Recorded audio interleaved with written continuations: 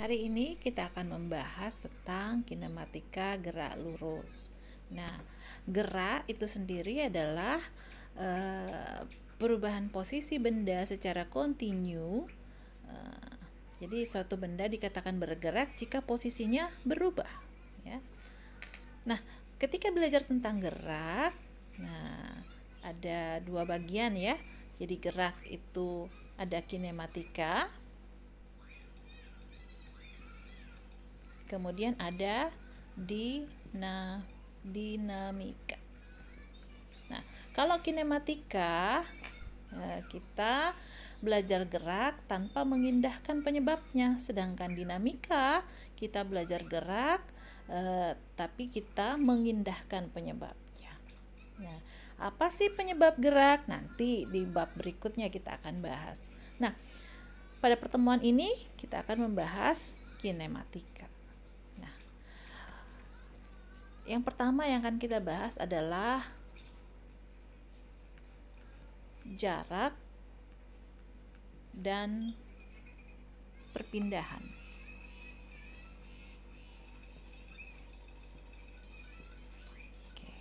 Jarak dan perpindahan. Apa sih jarak? Nah, jarak merupakan panjang lintasan yang ditempuh oleh suatu benda. Jadi ini adalah panjang lintasan. Nah, apa bedanya dengan perpindahan? Nah, kalau perpindahan itu perubahan posisi benda dihitung dari posisi atau kedudukan awal suatu benda. Nah, contoh ya. Misalnya ini ada garis bilangan. Nah, titik 0, kemudian ini titik ya, ini O, kemudian ini 1, 2. Oke, ini titik A misalnya. 1, 2, 3, 4. Negatif 1, negatif 2, negatif 3, negatif 4. Misalnya ini B. Nah, hitung. Jadi di soal ini hitung jarak OA, jarak OB, dan jarak OBA. Jadi kemudian hitung juga perpindahan OA, perpindahan OB, dan jarak dan perpindahan OBA. Oke, kita mulai dengan jarak. Jawab ya.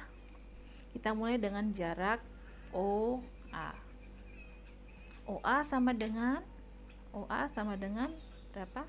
2 ya. Jadi OA itu 2 satuan. Kemudian OB. OB sama dengan O ke B, ini ada berapa? 4 satuan ya. 4 satuan. Nah, kemudian jarak, ini jarak ya, jarak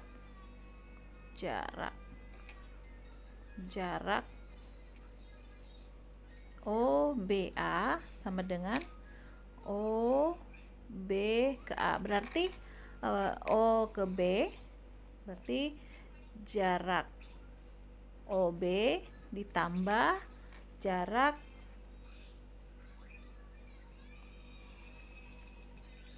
B ke A. Nah, jarak OBA itu jarak OB ditambah jarak BA. Nah, jarak O ke B itu 4 satuan. Jadi 4 ditambah jarak B ke A. Nah, jarak B ke A ini kan 4 nih, kemudian ini 2, berarti 6. Sehingga jarak OBA sama dengan 10 satuan. Nah, perhatikan jarak selalu bernilai positif. Nah, tidak ada bernilai negatif. Nah, sedangkan perpindahan nih, perpindahan OA itu sama dengan posisi A dikurang posisi O. Nah, posisi A berapa? 2. Posisi O berapa? 0. Ini ya, posisi A 2, posisi 0, O 0. Jadi posisi A ini 2 dikurangi posisi 0 sama dengan 2 satuan. Kemudian perpindahan OB. Perpindahan OB. Perpindahan OB berarti posisi B dikurang posisi O. Berarti posisi B itu nih, posisi B berapa? Negatif 4. Negatif 4 dikurangi posisi O. Posisi O 0. Jadi negatif 4 dikurangi 0 ini sama dengan negatif 4 satuan. Nah, tanda negatif menunjukkan perpindahan ke kiri ya. Nih, perpindahan ke kiri tanda negatif. Jadi, bagaimana dengan perpindahan OBA? Nah, kalau tadi ini jarak OBA, sekarang perpindahan OBA.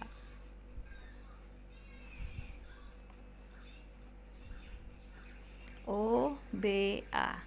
Perpindahan OBA sama dengan perpindahan OB ditambah perpindahan BO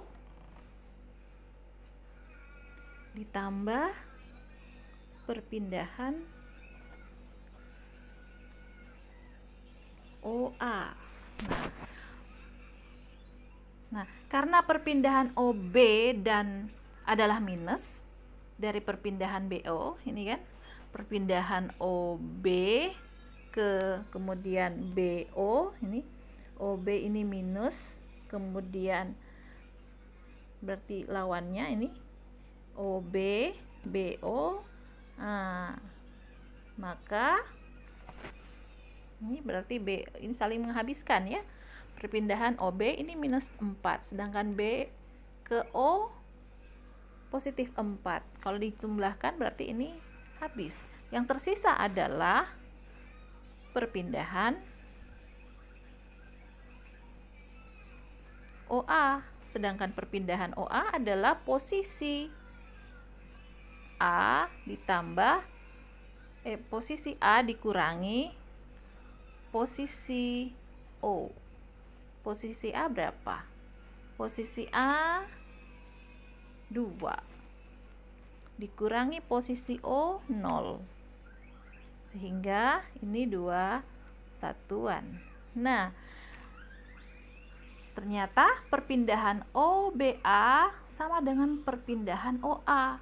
Nih, perpindahan OBA sama dengan perpindahan OA. Nih, dengan kata lain, perpindahan tidak bergantung lintasan, tetapi hanya tergantung pada posisi akhir. Nah,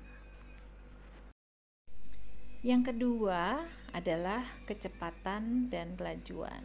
Nih, kita belajar. Apa sih kecepatan? Kecepatan rata-rata. Kecepatan rata-rata yaitu perubahan posisi pada satu selang waktu. Nah, contoh. Misalnya ini bidang kartesian, misalnya ada benda A ini bergerak ke B, ini A, ini B. Nah, jadi benda ini bergerak di posisi ini X2, kemudian ini X1.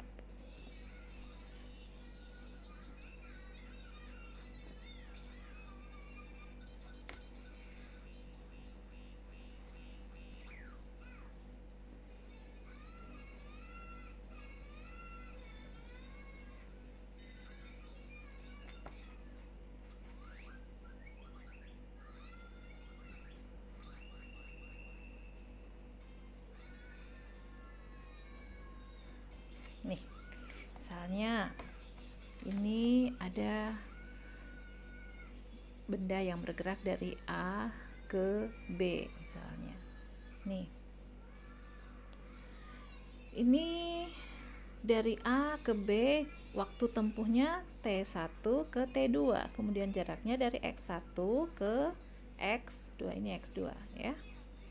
Nah, bagaimana perpindahannya? Nah, perpindahannya adalah delta X, bukan jarak ya, perpindahan. Delta X sama dengan X2 dikurang X1, karena dia perubahan posisi ya. Jadi X2 dikurang X1 seperti tadi. Nah, bagaimana lama perjalanannya? Jadi ini perpindahan.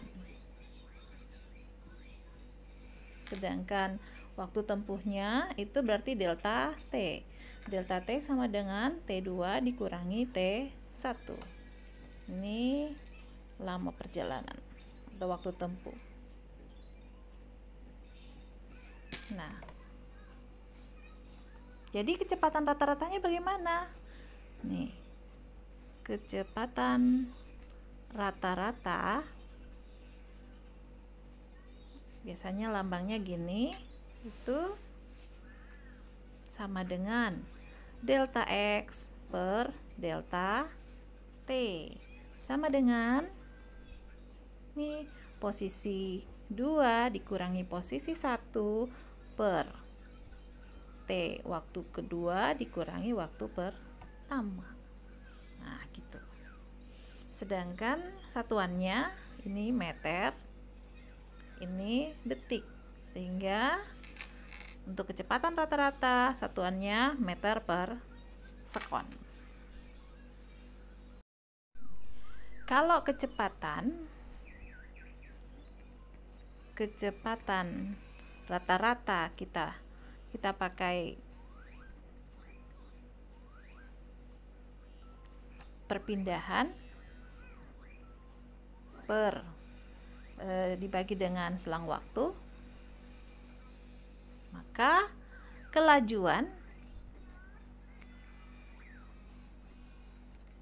itu jarak per waktu.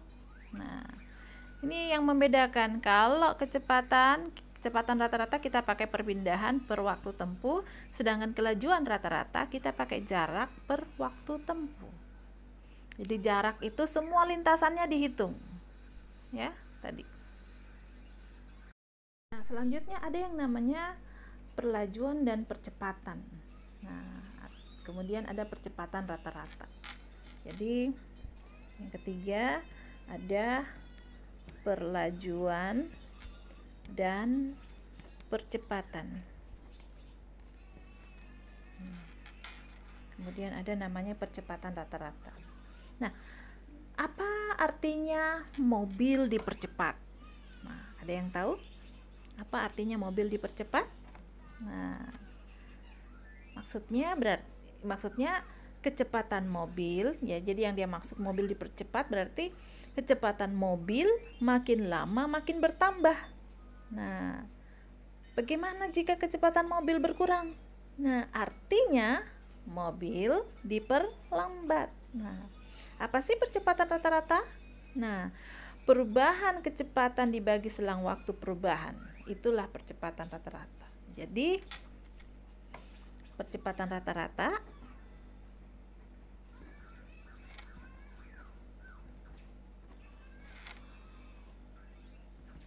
itu sama dengan delta V per delta T. Ini sama dengan perubahan V2 dikurang V1 per T2 kurang T1. Ini percepatan rata-rata. Nah, percepatan rata-rata negatif, kalau misalnya negatif artinya itu sama dengan perlambatan rata-rata. Jadi kalau misalnya dapat negatif berarti dia melambat ya. Nah,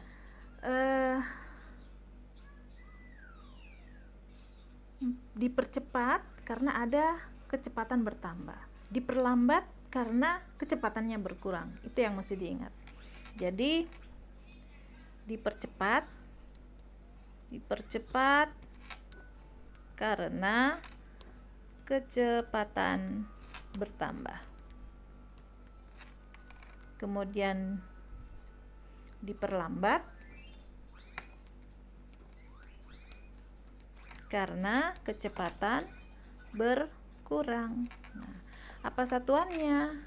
Nah, ini satuannya kan meter per sekon, sedangkan di bawah sekon, sehingga ini kalau kita naikkan ke atas maka hasilnya adalah meter per sekon pangkat 2. Jadi ini satuan untuk percepatan. Berikutnya adalah gerak lurus beraturan atau biasa disingkat dengan GLB. Nah, apa sih GLB ini? Nah, GLB adalah gerak suatu benda yang lurus dan kecepatannya konstan. Jadi ada mobil ini bergerak lurus itu, kecepatannya tetap.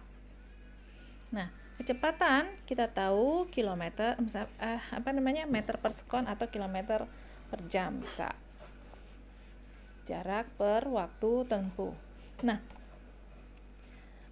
misalnya ada mobil bergerak dengan kecepatan 60 km per jam. Apa maksudnya 60 km per jam? Jadi maksudnya dalam waktu 1 jam dia bisa menempuh 60 km. Jadi 60 km per jam. Jadi setiap jam posisinya berubah 60 km. Nah, jadi dalam 1 jam dia menempuh 60 km. Bagaimana kalau 2 jam? 2 jam berarti berapa posisinya? 2 kali 60, jadi 120 km.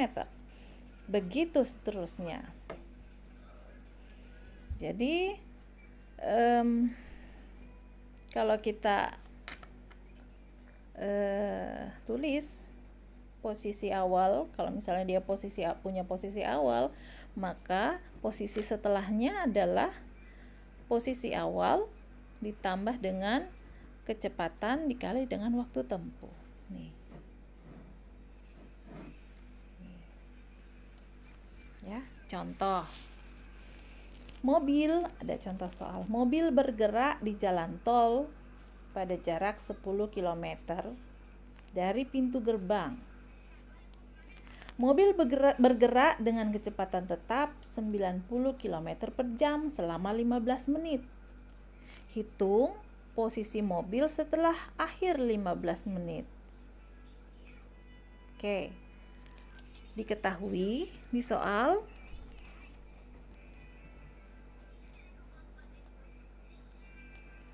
posisi mula-mula sama dengan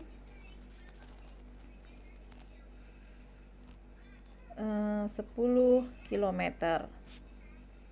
10 km ini sama dengan 10.000 meter. Oke.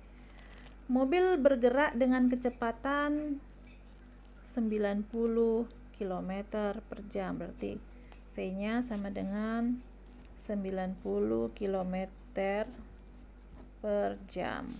Ini sama dengan 90.000